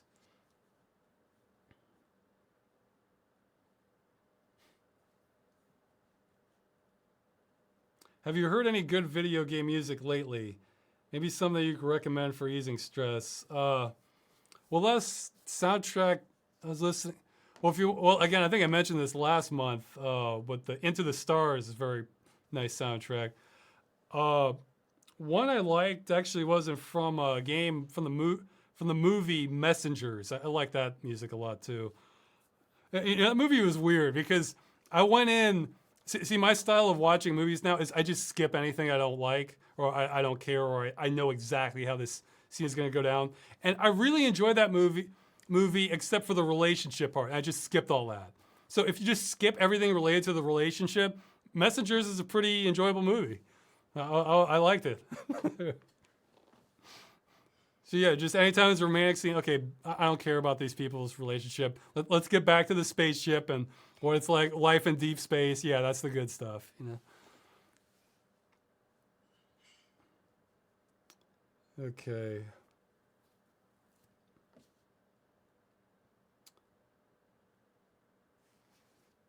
Do you keep track of the ammo counts of Freeman's Mine? Yeah, I do, actually. Well, actually, when I play it, I have the HUD up, and I just get rid of that for when I recorded the demo later. So, because I kind of want, I don't want to be producing magic bullets, you know.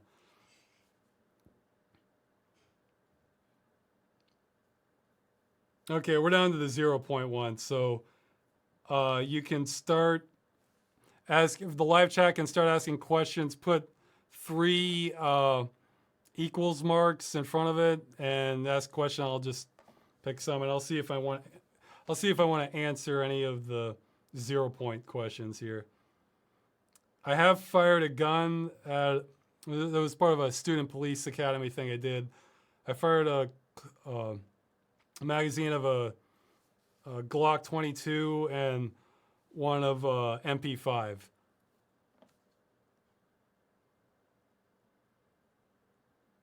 see. Escape from Tarkov is on my games research list. Somebody's asking about that.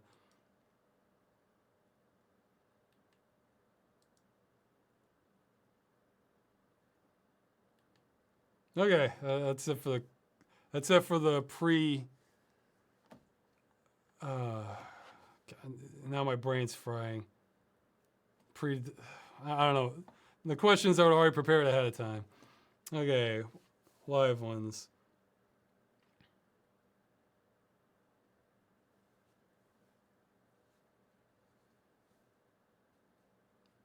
Well, this isn't even a question. It's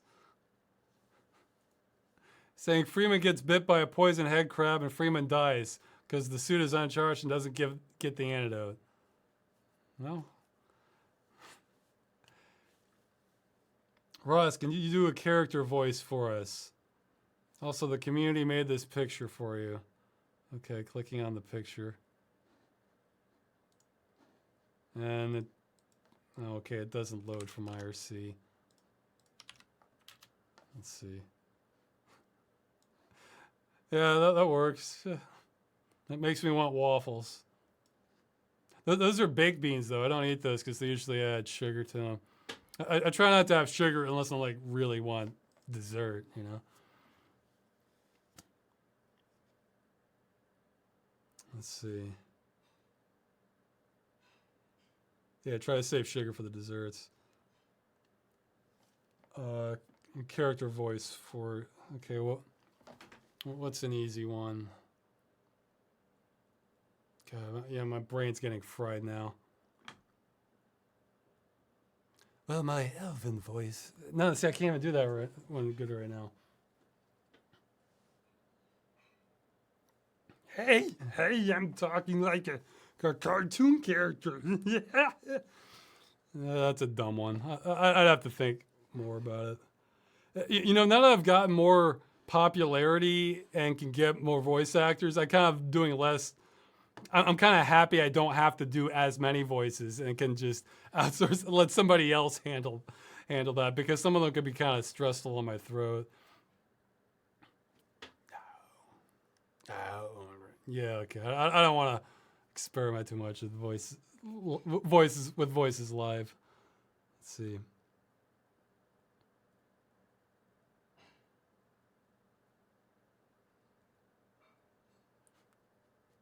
Why work on Freeman's mind if that's not what you really want to be doing? Why go work in McDonald's if that's not really what you want to be doing? Why go work being a plumber if that's not really what you want to be doing? Well, again, it's partially to make ends meet, and yeah, that's not completely fair, because it's not all just money. It's half, being able to sustain myself, and half I feel like I owe it to the fans. Those are the two reasons. Because it's not just cold calculated kind of thing.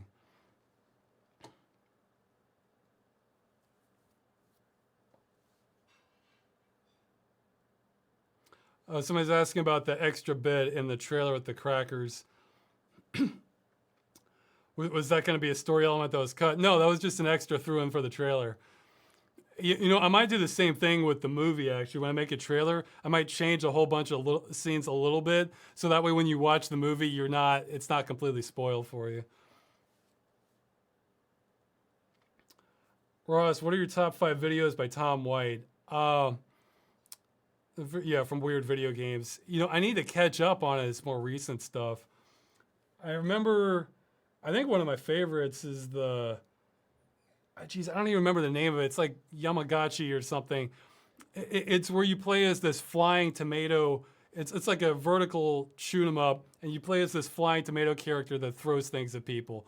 That one was really solid. I like Bazooka Bill. I like what is it, Zarkov? Is that one of them? It would take me more time to look through his to give a ranking, but I remember Bazooka Bill and those that I mentioned are definitely good ones.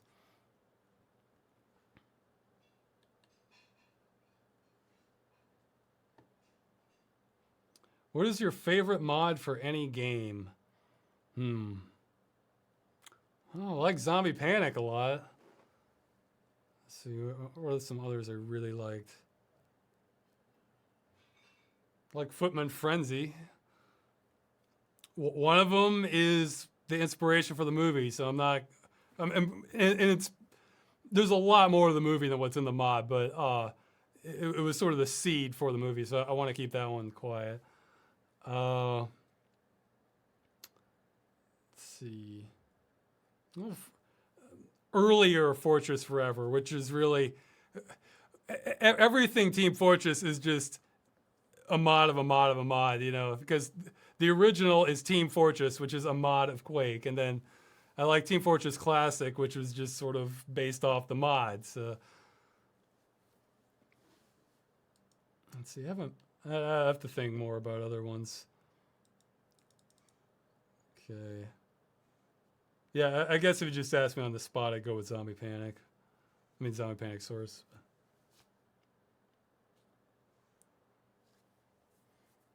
Where is the Accursed farm? I don't know. Midwest. Have you ever thought of reworking your scripts into a format that would be easier to make? This feels like a real management question, or like a marketing question of people who aren't quite familiar with how the process works. like there's geez, it's a great. Oh yeah, look up on YouTube like The Expert. It kind of ties into this, where they're asking. Feels a little bit like that. I mean, it's not the script writing that takes the time. It's the actually making it part that takes the time. And I haven't figured out if I just knew a way to make it faster and keep the quality, I would have already done it. So I have to I'm still trying to figure that out. Is there a reason health stations aren't used in Freeman's Mind? Yeah, that's sort of to keep with the realism of it as much as the game allows. Because in reality, if you get shot, you're not gonna be very active for a while. You may not even be walking around depending on where you got shot. You like so. I mean, Freeman has to go through all these jumps and running away and all this stuff. So I just go with that the suit's bulletproof. That's all. That's the only way that this is even halfway plausible. So if he's getting shot, you're not just magically good to go. Yeah, like let's say you got shot in the arm like 2 times. You're not just magically good to go and climbing up ladders and lifting barrels and crates and stuff, or just holding your gun steady. If you found a med kit and patch yourself up, no.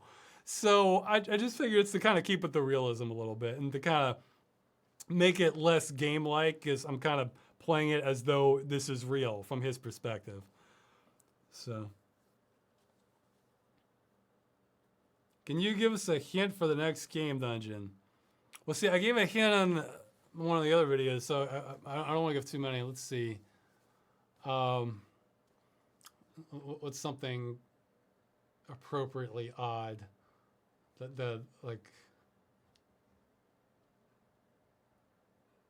Well, yeah, because it's going to be really weird. Because I said that in the last one, and it is. It's a decent length, too. I mean, not just the episode, but the game. Okay, it has a rabbit. I'll say that. And if you think you know, keep it to yourself. I want this one to be a surprise. So.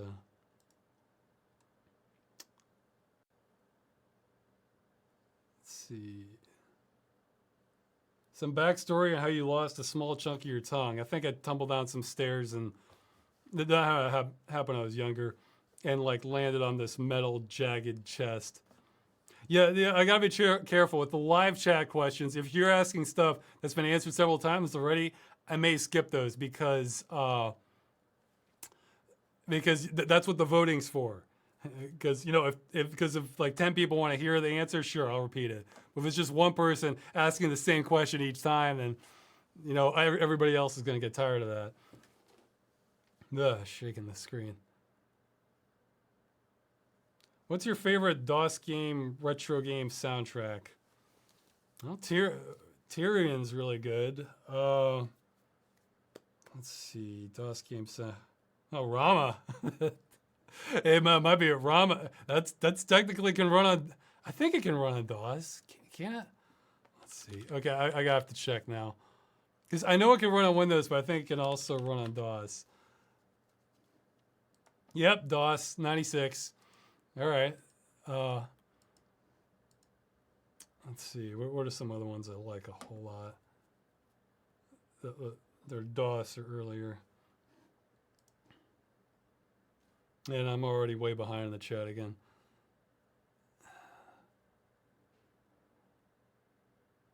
Yeah. I mean, there's some good synth. Well, Jazz Jackrabbit has really good stuff. Again, it's Alexander Brandon. Trying to think of some others.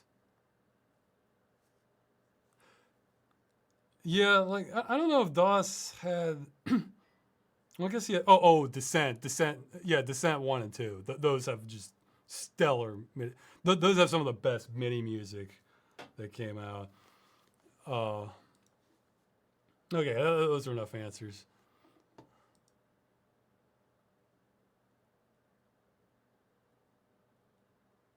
What do you think about the multiple genres creation of video games medium?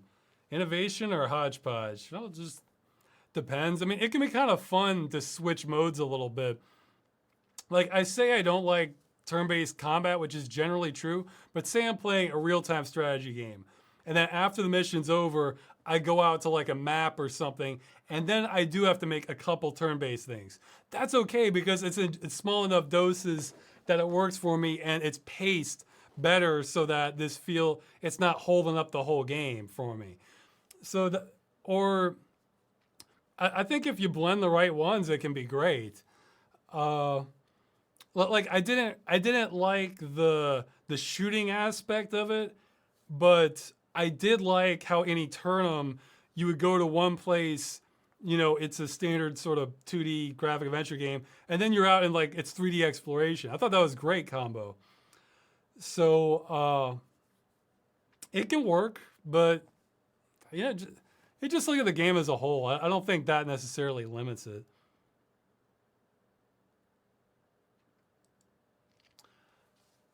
Okay, somebody's mentioning that Unity has a big update for filmmaking.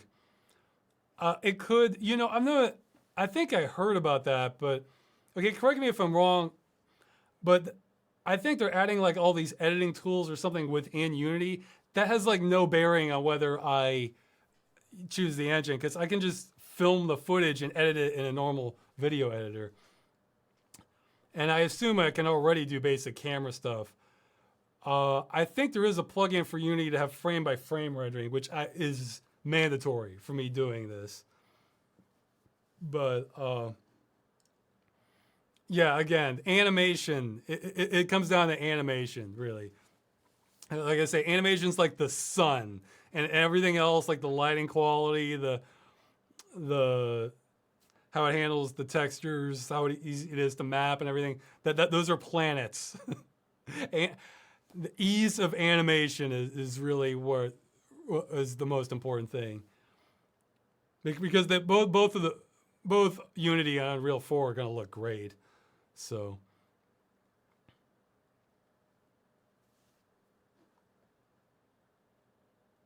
will there be a Freeman's Mind supercut of all of season 1? I don't know if I have plans for it because the thing is, Freeman's Mind is structured, he's always kind of given that thought as it drifts off into the credits, so it's not really designed for it, but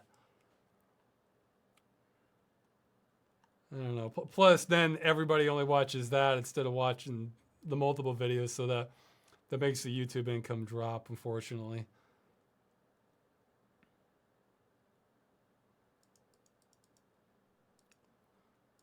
What is your favorite video game soundtrack? Well, again, favorites are hard, so I guess some of my favorites, Unreal, Castlevania Symphony of the Night, that was amazing. There's some others I really liked. Let's see, I'm drawing blanks now. I gotta check my.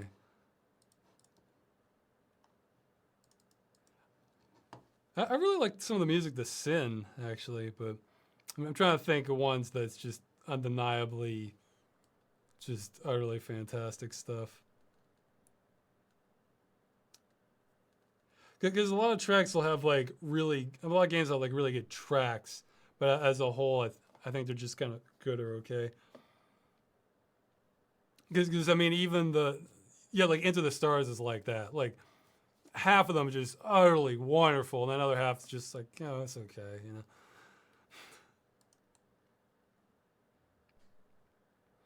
I gotta get more on top of my music organization. Yeah, I'm spending too much time on this question. Okay, I'm gonna keep going. Sorry.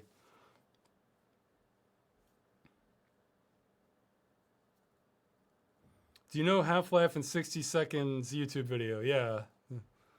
Gordon Freeman. That still holds up today, I think. It's a pretty accurate summary. If I'm a voice actor, how do I audition for your videos? I plan on having a big public audition later. I'm not really ready for that yet.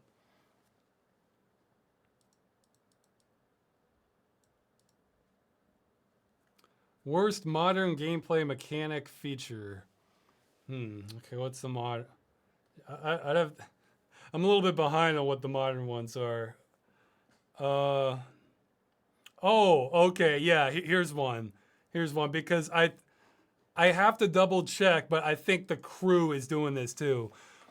Okay, remember how in Darkspore I was complaining about how you have one account, you go through the game and that's it. You can't have another slot if you want to replay part of it, or you can't jump back to different points. Like it's just one, you go through straight through once and that's it. Now the crew is a little different because you can drive all around the open world, but it does have a story. You know, yeah, yes, it's your total Fast and Furious kind of rip-off thing, but whatever. I gotta double check if to see if it's not doing that, but that's like one of the worst trends I've ever seen. Like, play through the story once. You want to do it? You want to do parts of it again? Go to YouTube. Like that. That's not a good mechanic. I think just anything that's like results in busy work. Okay, I know some people really like it. I personally don't. This isn't like a more objective complaint, but I personally am not that big on crafting. I kind of want that to be sort of relative. I mean, unless it was like a puzzle aspect or something, I kind of want that to be more simple. Like just have like one or two resources. Okay, you can make this or you can make this. You know, I don't really like all these elaborate, overly complex systems for crafting, but some people do. What's another? Okay, maybe somebody could mention in the chat what are some other bad modern gameplay mechanics. Well, okay, yeah, okay, that's the easiest one. Chopping up what's obviously meant to be part of a full game with the DLC. Yeah, it used to be a joke that you play the game and you buy the ending as DLC, and then they did it with Alan Wake, Dead Space 3. I'm sure they've done it with more.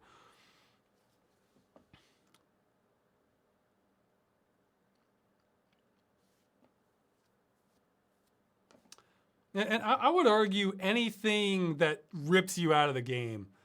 So like with DLC, even if like I'm okay with that if it's like well, I don't know. I never really liked it because basically when I'm in a game, I don't want to remember that I'm in a game. I just want to get lost in that world. So when I see like a little thing pop up saying, "Oh, you can buy this for 5 buckazoids. Go here for this expansion," like that just rips you right out of it. So it depends on the game though, because if it's just like a multiplayer shooter or something, and like at the beginning menu there's an optional menu if you want to buy, like PlanetSide 2. That's a good example. The DLC, the microtransactions of PlanetSide 2 do not bother me because it's just sort of a separate thing, and it's not getting in your face about it, and it's not like a game where you're getting into the story or anything. So it sort of blends well better for that type of game.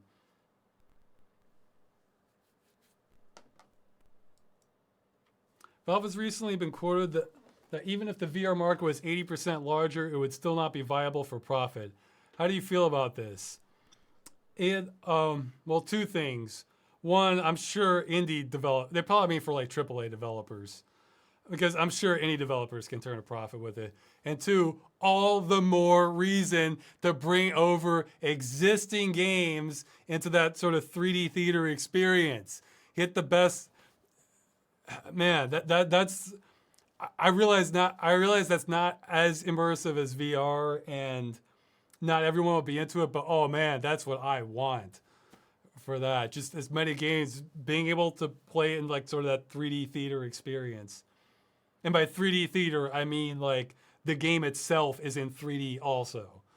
So Vorpex can do that for many games, but a whole lot doesn't. So, and they're one of the. I think it's literally called like Depth 3D or something. Can also do that, but I haven't had a chance to test it. Where did the Cursed Farms YouTube avatar come from? That's from Commander Keen. The Yorps. Yeah, okay. From earlier, the game was Captain Tomaday.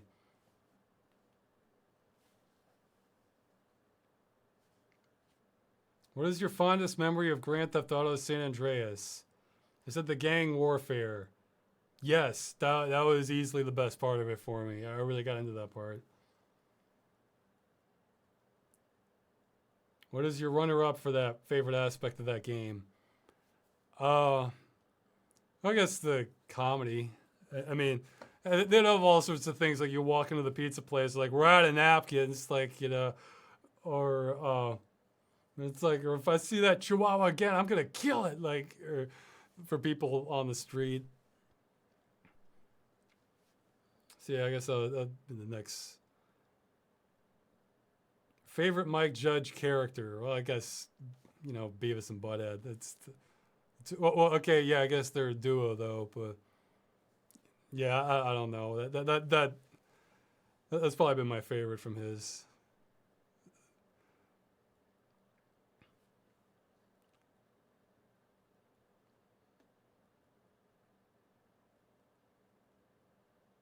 When do you think the next game engine will come out? I'm trying hard for it to be under a week. That's all I can say. I'm trying hard on it.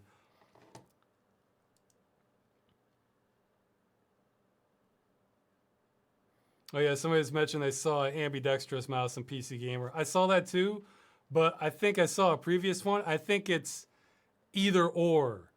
Like you can either have it left hand mode or you hit a switch and it's right hand mode. You can't have both buttons at the same time, which just makes it worthless for me. So I'm not sure. I think that's their older model. I haven't checked on the newer one.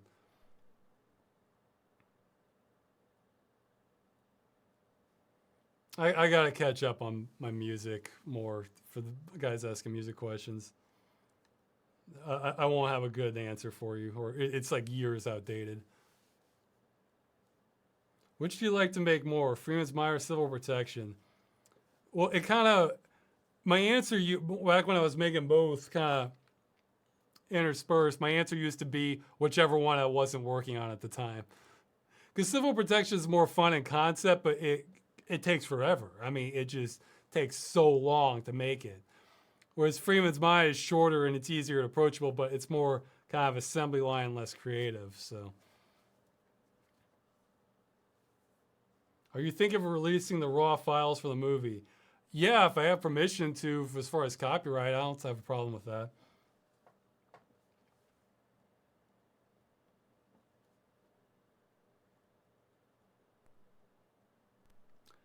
Please make a video about your favorite soundtracks. I feel like I need to catch up more. I feel like my impressions will be too outdated. I need to kind of replenish my exposure to all the great soundtracks.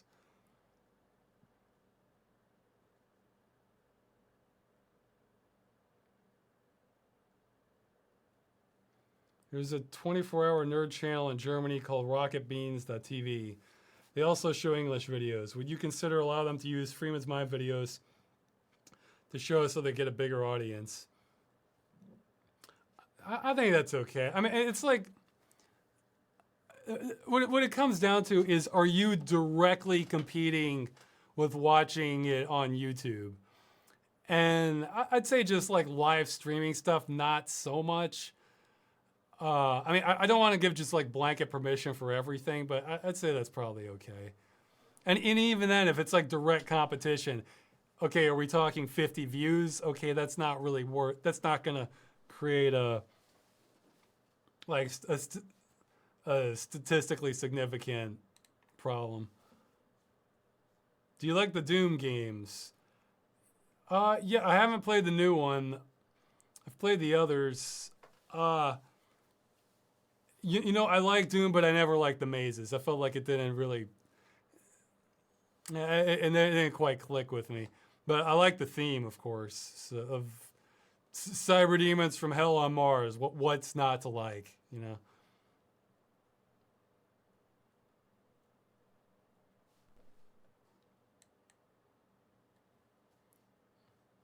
Okay, I'm close to caught up to the live questions, or I missed some. Let's see.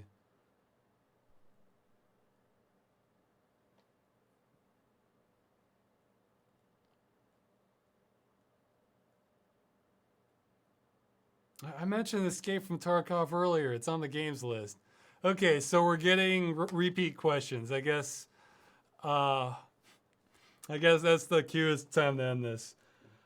I'll be getting back to work. I'm gonna be working on this pretty much all my waking hours, but I am gonna exercise and sleep also. And I may take a little bit more of a break on the 4th just to celebrate 4th of July. But that's about it. I'm just going to keep going at it till I'm done. It's just, there are no shortcuts in this game, Dungeons, really. It's just a long game. It's not only a long game, but it's a long game that's really worth showing. Like, so that's the thing, because I mean, Dungeon Siege is a long game. I was able to cut that down, but this is stuff I'd be doing you a disservice if I was just cutting out too much. So there may be kind of a dry spell at Game Dungeon for a while after that, but so I want to give you guys one that'll real solid one prior to that. So okay, I'm gonna go now, guys. I'm getting hungry and my brain's frying. So more videos coming as soon as I can. I'm working on it here. Okay, see you later.